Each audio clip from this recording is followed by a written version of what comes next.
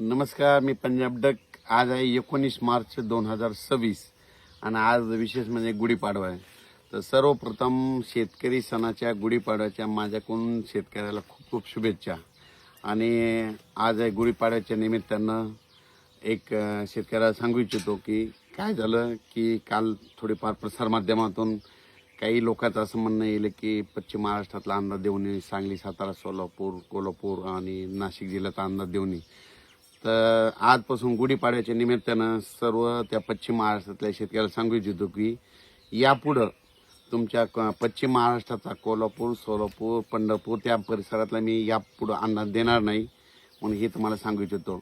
तुम्हाला माझा अंदाज देण्याचा उद्देश असा आहे की मी सांगितल्याच्यानंतर ज्या शेतकऱ्याचा गहू असेल, हरभरा असेल, कांदा असेल त्याचं काळजी घरी काढता घेऊन यावे, लवकर झाकता यावे त्या पूर्वकल्पना म्हणून मी हे देत होतो. पण त्यांचं जर माझ्या अंदाजामुळे जर भाव पडत असेल तर मी तिकडला अंदाज सोडायला तयार आहे. आजपासून तिकडचा अंदाज देणार नाही.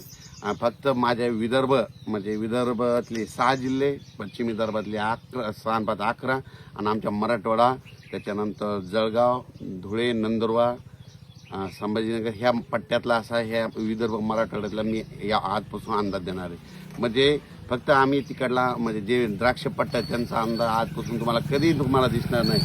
आणि विशेष म्हणजे हा कोरडवाहू शेतकऱ्यासाठी फक्त विदर्भ मराठवाड्यात अंदाज राहील. आणि अंदाजामध्ये तेच येणार आहे की विदर्भ मराठवाडा, उलट तुमच्या पश्चिम महाराष्ट्राचं कसलं वगैरे नाव सुद्धा घेणार नाही. जरी पाऊस असो या नसो मी कधी तुमचा सांगणार देखील नाही.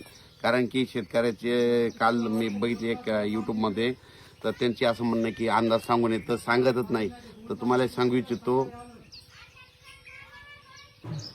तर आजपासून तुम्हाला सांगू इच्छितो फक्त विदर्भ, मराठवाडा आणि खानदेशचे काही जिल्हे त्या पट्ट्यातलाच मी अंदाज देणार आहे. म्हणजे विदर्भाचे 6 आणि 5 11 जिल्हे, ते मराठवाड्यातले 7 आणि जळगाव, धुळे,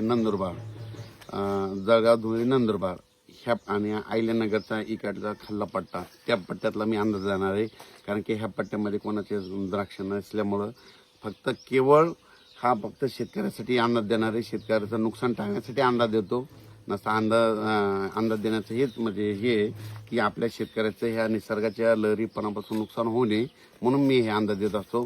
आज देखील मी अंदाज सांगणार आहे. आज गुढीपाडव्याच्या निमित्त विदर्भ मराठवाड्यातल्या शेतकऱ्याला सांगू इच्छितो की विदर्भ आणि मराठवाड्यामध्ये 6 आणि 5 11 जिल्ह्यामध्ये सांगायचं झालं तर वर्धा, नागपूर, भंडारा, गोंदिया, चंद्रपूर, यवतमाळ, वाशिम, हिंगोली, नांदेड, परभणी, लातूर, बीड, जालना, संभाजीनगर, जळगाव, धुळे, नंदुरबार, त्याच्यानंतर बुलढाणा, अकोला, अमरावती या पट्ट्यातल्या सर्व शेतकऱ्याला सांगू की आणखीन आज आणि उद्याच्या दिवसात विदर्भ मराठवाड्यामध्ये पावसाचं वातावरण राहणार आहे. काही ठिकाणी वारं सुटेल, कुठं पाऊस येईल, कुठं गारा देखील पडतील म्हणून हा अंदाज लक्षात येतात.